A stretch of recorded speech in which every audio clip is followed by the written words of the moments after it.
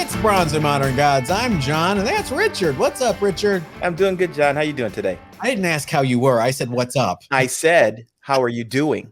I'm good. There you go. That's how the exchange is supposed Don't second guess what I say. We're feeling very sassy today. So get ready, people. This is going to be a good one. Hey, are you following us on Facebook and Instagram? If the answer is no, then get out of here. We don't want you anymore. No, seriously, follow us at Bronze and Modern Gods on Facebook and Instagram. And if you like this video, give it a like and subscribe. If you don't, do it anyway. I told you, gosh darn it, I'm going to send you to your room if you don't. And if you want to wear a t-shirt that has our stupid logo on it so people can pelt you with rocks and garbage at the next convention, go to bronzeandmoderngods.com, click the T Public badge, or look at the link down in the description below. A lot of you bought t-shirts, blowing us away. I think that's amazing. Thank you. And hey, that's it. Bye. We'll see you next week. No, wait, there's a whole show we have to do. Our main topic this week is our top underrated Silver Age comic books. I cannot believe we have not done this yet, Richard. All right. Yeah, we did bronze before, but now it's time for Silver Age. Now it's time to completely go off our mission statement into the Silver Age. We also have other underrated books of the week, a 25-year-old book that you'll all love. And of course, we're going to start off, as always, with our hot book of the week. Richard, what is it? Our hot book of the week is Teenage Mutant Ninja Turtles #1, CGC 9.8, that sold this week on Comic Link for $245,000. Well, that's just about a down payment on a house here in Southern California. Yeah, that's a down payment for a house pretty much anywhere. That is just an amazing amount for a 1984 comic book. That's amazing. I mean, I understand why 9.8s are as rare as hen's teeth, which I didn't understand that saying when I was a kid. How do hens eat? Don't they have teeth? No, they don't, John. So that, okay. All right. So there are 2,000 of those. It's got that black border cover that catches everything, especially fingerprints. This book is notorious for big thumbprints, Richard, on your copy. Yeah. The mine's a third print, but this first print, there were 3,000 books in the print run. Yeah, it's got that black cover that is just like, as you mentioned, so susceptible to fingerprints and just plain damage. It's an odd size. On top of that, it's a self-printed book, and it's really obvious that it's not one of the standard books, and it's just rare in 9.8. The funny thing is, there are 34 9.8s on the census for the first print. There's actually less for the second print. There are 12 9.8s on the census for the second print, and the third print in the 73. And those are the three prints that have the original cover design. The fourth and fifth prints have different designs to them. And the fifth is the fourth as well, is actually comic book sized. Yes. You've got that. This book has, seen a little bit of a gain in the last 2 years. In 2019, it sold for $71,400. So nothing like tripling your money in a 2-year span. Hey, forget stocks and bonds. Amazon what? Apple who?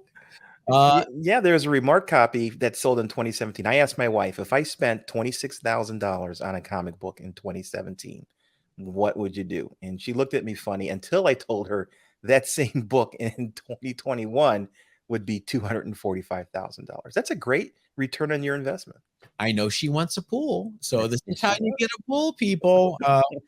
So Teenage Mutant Ninja Turtles #1, just an unstoppable juggernaut of a Copper Age book. It is amazing. Yeah, Copper Age, Copper Age has its blue chip books. Silver Age has a ton of blue chips, books that will retain their value regardless of the ebbs and flows of the market. But this is definitely one of the Bronze Age. I would say it's Copper. 83, we're going to call it Copper. Is 83 Copper? Yeah, let's call it Copper. What the heck? Just for the purposes of this show. Okay, Copper Age. Call it Copper. Let's do it. Which is a great segue to our main topic. Not really. Our top underrated Silver Age comic books.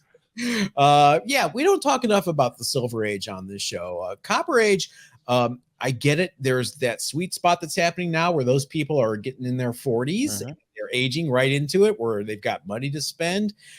Silver Age, you've got people a little older than us, I think. Richard and I are both 29. And so we weren't there for the Silver Age, but I do collect a lot of Silver Age, and so does Richard. And we just don't talk about it enough on this show. So we thought we would share some of our underrated Silver Age comic books. And I'll get started. And by the way, before we get started, we're going to pick some odd stuff, right? This is not going to be what you normally get from a comic book podcast. So get ready, because my first pick is Not Brand Ech, #1.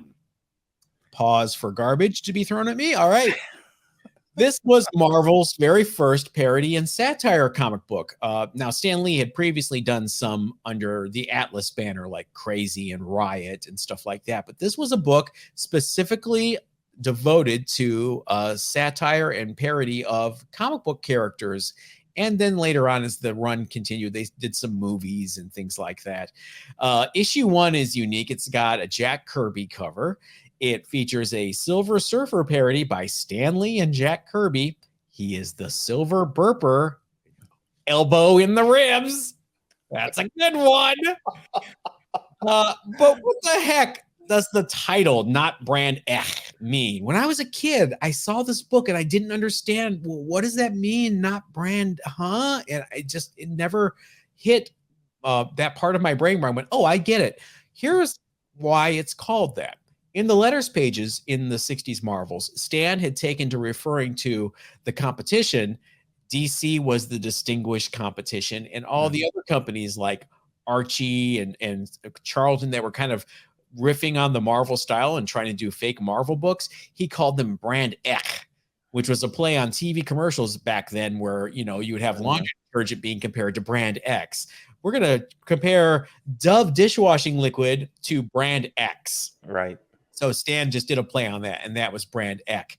And that was his way of saying, this is a book about parodies. It looks like a Brand Ech book, but it's not Brand Ech. It's actually a Marvel book. That's a long-winded explanation for a very strange title, right? No, great. Thanks for clearing that up, because I've always wondered that. Right. CGC 9.8 of this book sold for $1,256 in June of 2020. I think that's low.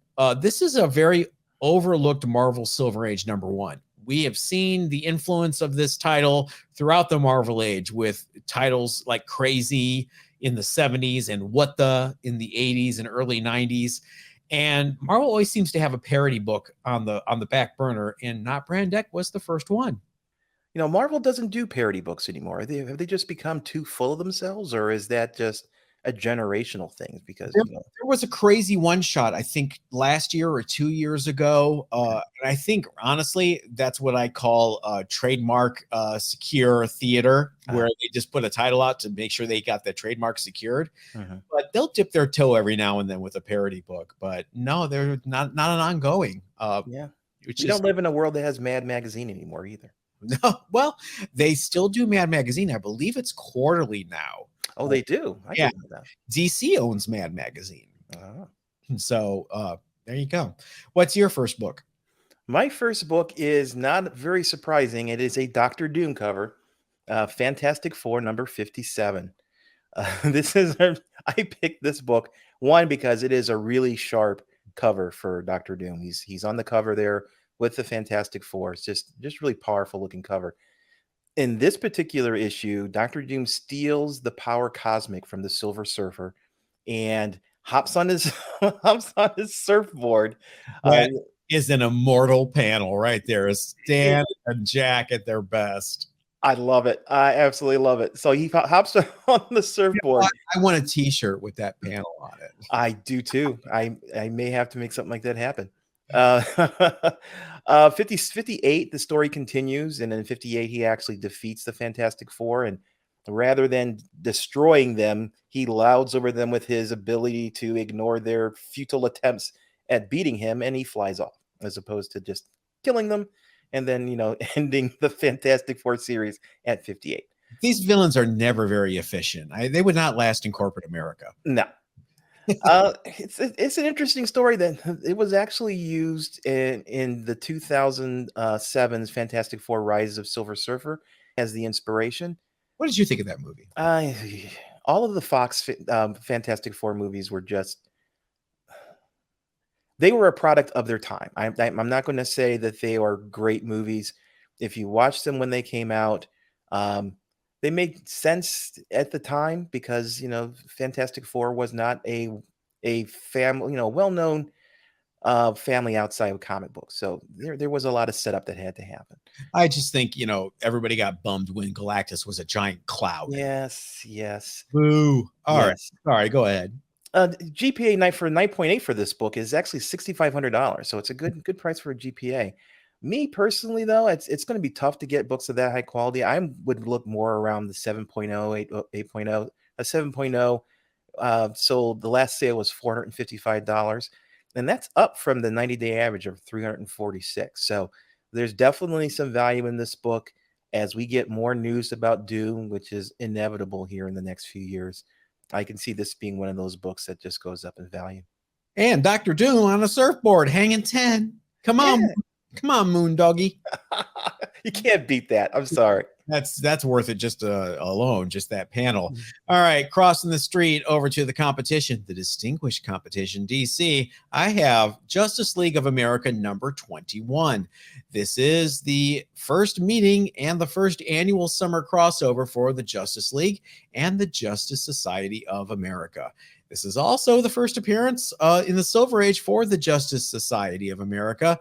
You've got Dr. Fate, Hourman, all those guys that hadn't been seen since the very early 50s.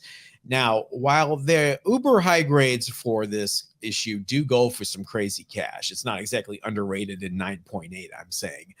A 9.2 sold for just $1,600 in January this year. And wow. Yeah, does that not seem insanely low to you? It sure does. I mean, you've got this iconic cover that has been homaged a billion times. It was the first mention of, these two teams actually having a connection. Earth 2 actually kind of started over in the Flash with that first Golden Age Flash crossover.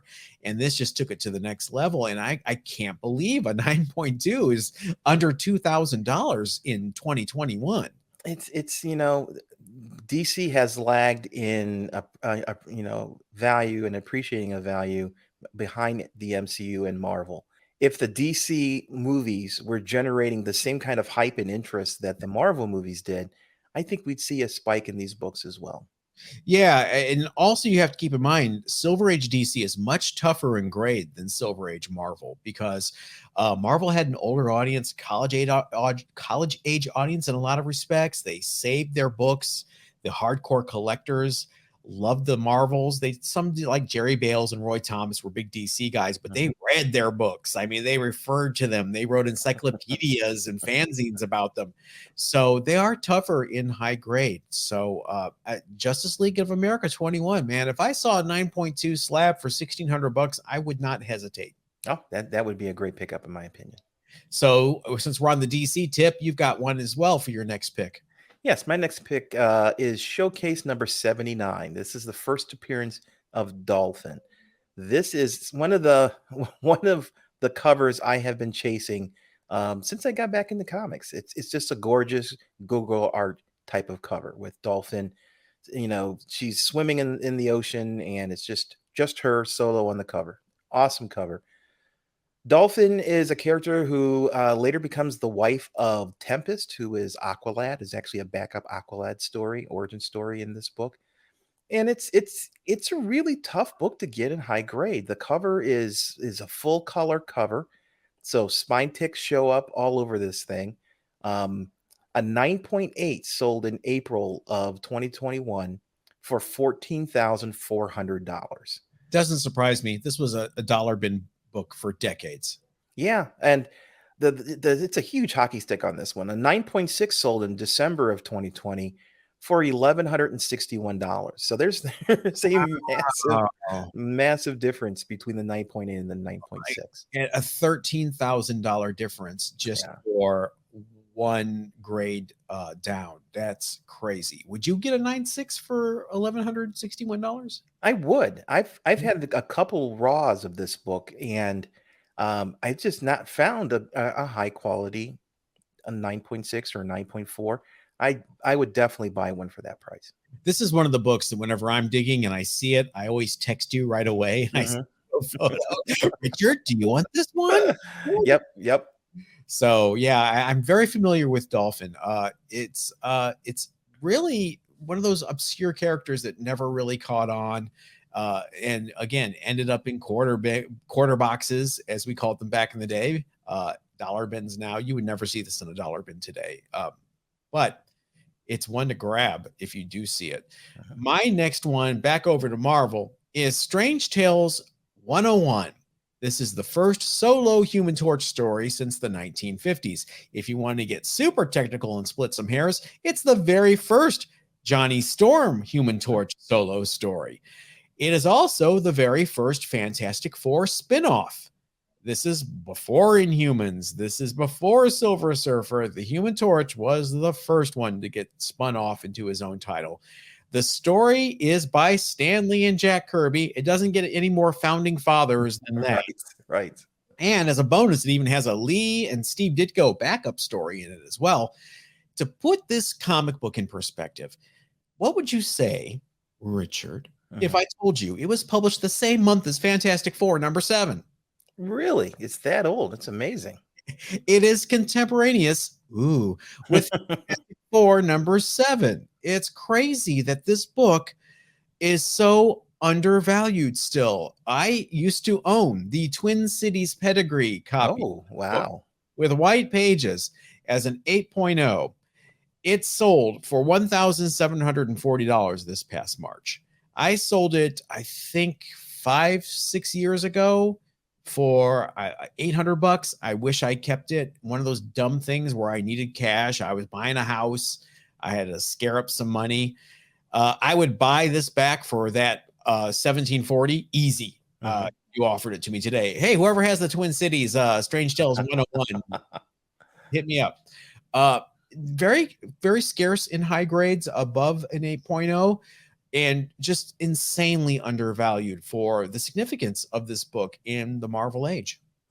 Wow, definitely great pick. My next pick is a weird one. Okay, go back to Richard in 1979, and my mother was she used to take me to thrift stores, and we'd wander the thrift stores. She'd be looking at clothes and a variety of things. And I'm bored out of my mind, okay? So she ended up buying me some books. And one of the books that she bought me is Eagle Annual from 1962. How this got to the States, I'm not really sure, but it was there at this thrift store. The annual is sort of like, it's hard to describe. It's a comic book. It's like an anthology. It's sort of part boy's life, part comic book magazine, in its size and in its format. And it's a magazine, or it's a book that was out from 1950 through 1969. This thing is huge, 176 pages, and it's stuffed with a variety of things. There are comic book stories. Dan Dare is the main character in most of those stories. Dan Dare, the pilot of the future. He's a Buck Roger-like character. Frank Hampton did the art for it, and it is amazing. It's very detailed. The stories are very detailed. I would spend hours staring at his rocket ships, spaceships, and the diagrams that they would do for the stories. It was one of those books that became dog-eared because I read it over and over and over. This was back before you bought 15 comics at a time, and you had a variety of options of what to read. I would go out and pick up this book and read it and read it and read it. The book, again, was highly realistic in the stories. They actually hired a young Arthur C. Clarke to be a consultant for the spaceship rocket ships, which is amazing. It is a part of my childhood. There really isn't any value associated with this. The GPA for this, it's not listed. I don't know if they don't consider it a comic book or if it's considered a magazine. The annual is kind of a again an anthology of stories from the Was it a hardbound annual? Like a lot of the British, that's probably yes. why they probably won't slab it, so there's no data. That's true. That's Yeah. very true. It is a hardback book. You know, it's and I would almost consider it pulp if it wasn't for there was color artwork in here. It's just a great book. It has the historical value. Again, for me, it's a book that I read cover to cover. It's a book that really fostered an early me in an interest in comic books. It was this book and different adventure magazines, adventure comics, Legion of Superhero stories that really just made me interested in comics and and more in this in a passing way. So this book I highlight for to honor that early 1979 Richard Brown. um, he's looking up and seeing all all the stuff I have on the walls now, and probably shaking his head. I'm taking it a little too far. Do you still have it? I do. I still have it. It's at my mother's house right now. I didn't. It has not made the trek from house to house like my comic books have, but I could lay my hands on it. Yes. Oh, that's awesome. Yeah, British annuals were just what they say on the tin. They were hardbound annual publications that came out around Christmas time over there. They were used as like stocking stuffers and little bonus Christmas gifts for kids. And there would be, you know, a Superman annual or a Batman annual. And you sometimes see these on the market and they look, you know, basically like hardbound reprint books, and that's what they were. So that's a cool one. And you got that. You know what? Screw it. It's the 25-year rule.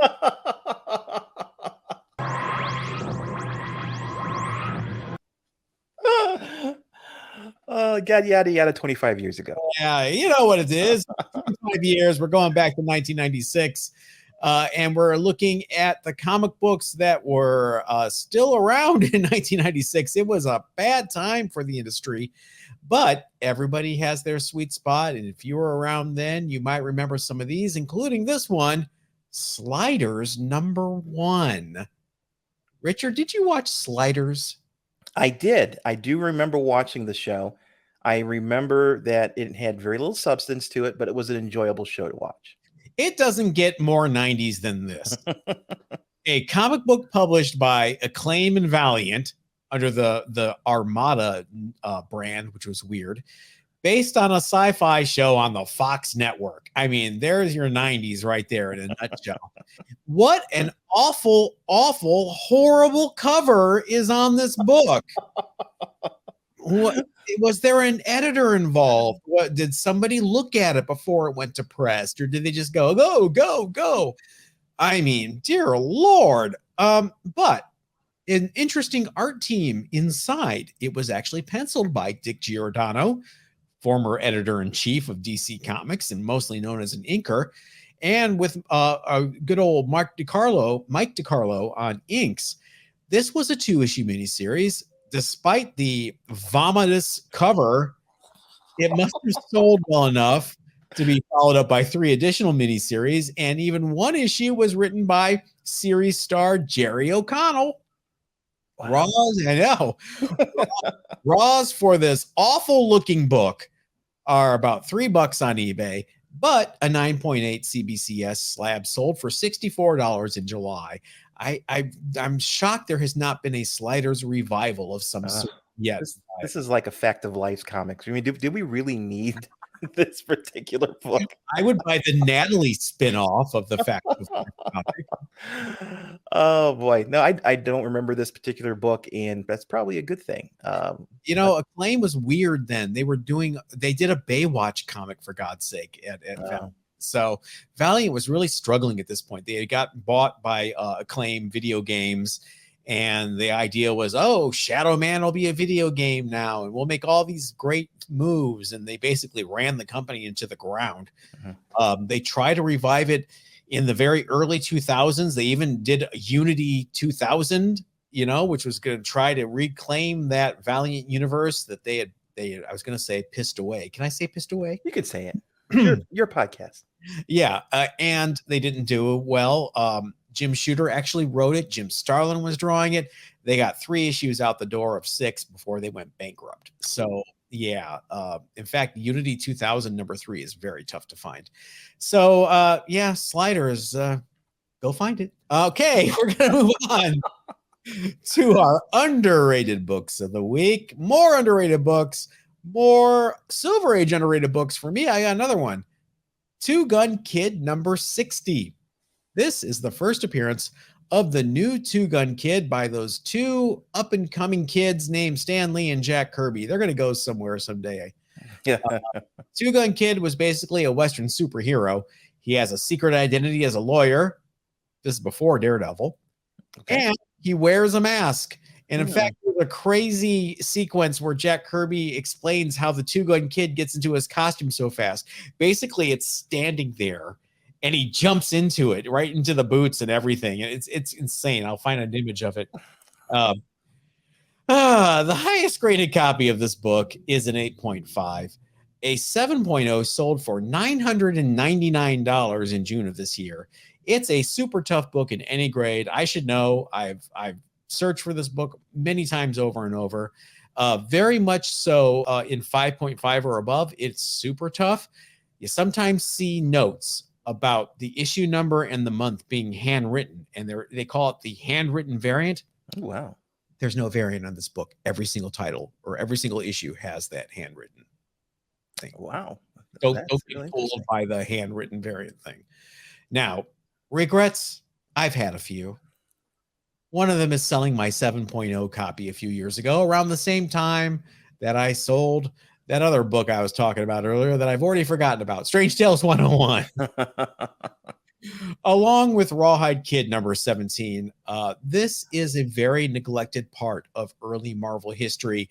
This is Stan and Jack finding their sea legs as a partnership, working things out, learning everything that they're going to be able to apply to the Fantastic Four. So this is important. I think this is after Fantastic Four, or just around the same time. So they were on a roll then. But TwoGun Kid 60, man, it gets no love. That's too bad. Now, why don't you bring us up to something a little more current with your underrated book?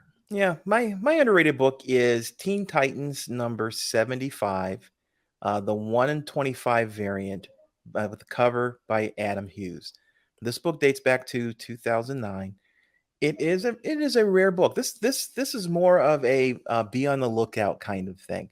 You know, I look at the books that I have on my search lists. I have 60 different titles that I search for on eBay, and I was looking through them, and this is one that I've been looking for quite some time.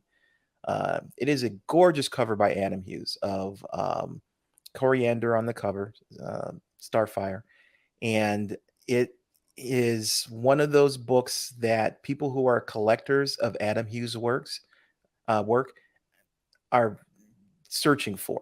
So if you are a big Adam Hughes fan, this is definitely a book to add to your list of books to search for on a regular basis. The GPA for it is about $640. That's what the last sale was. There was a high in 2019 for this book of $815. So it's you can find one for under $1,000. There are on eBay. There are some signed by Adam Hughes if you're looking for signed. I've seen those as well. Don't pay that right now. There's a copy up on eBay for $1,600. So don't do that. If you're just patient, this is definitely one of those books where if you wait and are patient, you can find one for around GPA, even with the market that's out there today. So definitely, if you're a completionist for Adam Hughes, this is a book that you want to have on your list. Or if you're just a fan of Teen Titans, this is a great book. The story isn't important here as much as the cover. So again, if you're looking for Adam Hughes, Teen Titans #75, the 1/25 variant. So this is an era of DC where there weren't, any big events or anything, nothing like New 52 or Rebirth or whatever it was called.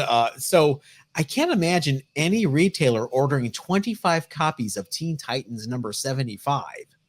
Yeah, it's a high barrier, and the book is rare. But I also feel that all the copies of it have not been found yet. So if you're digging through, I had one of my local comic book stores had a run of these, and I'm paging through it. They was from like 50 all the way through 100, around 100, and I'm paging through, and I get to 73. Okay, 74. Okay, 78. It's, one of those things. So I know people still have this run out in long boxes. There's a possibility in those runs that you'll find one of these 1 in 25 covers. I just want you to be able to pick it out. And that to me is a secret of really finding some of these rare books, to recognize them on site and being able to pick them up when other people are sitting there staring through their websites trying to find something. Know it by sight and be able to pick it up immediately. Pick it up and sell it to Richard for $5. Please do. Please. All right. That is going to wrap the show up for this week. You almost did it. No, I caught myself. Yeah. Make sure you follow us at Bronze and Modern Gods at Facebook and Instagram. And if you like this video, show us some love by hitting the like button and the subscribe button, and tell a friend, as Barnaby used to say. Those of you people who know who Barnaby was. Wow, John, you're really just pulling out the old references, aren't you? No, Google Barnaby, you'll see what All right, we will see you later on this week. Thanks, Richard. Thank you, John. Everybody, be safe.